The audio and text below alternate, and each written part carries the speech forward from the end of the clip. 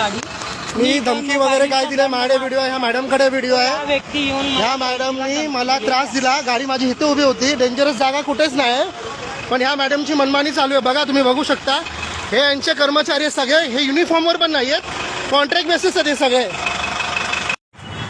नमस्कार मित्रांनो, मी DS जाधव. ह्या मॅडम आहेत, त्यांनी आपल्या गाडीवर डेंजरस जागेवर न लावताना पण त्यांनी फाईन मारलेला 500 रुपयाचा. ही RTOची मनमानी आहे आणि सध्या हे RTOचे जे सर्वसामान्य नागरिकांना त्रास देण्याचे प्रमाण खूप वाढत चाललेले आहेत. कायदा आणि नियम RTOचे असे आहेत 1988 प्रमाणे मोटर व्हेकल ॲक्ट, की जर गाडी पहिला आपल्याला अनाऊन्स करायची आहे आणि अनाऊन्स केल्यानंतर जर मालक येत असेल तर ती गाडी सोडायची आहे, ती धरायची नाही आहे. तरी ह्यांनी हे धरलेलं आहे. मॅडमचं नाव आपण बघूया.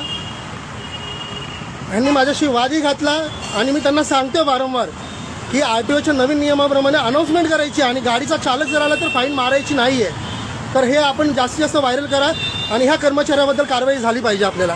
आणि हे त्यांचे साथी आहेत सगळे. ही गाडी आपण बघू शकतो,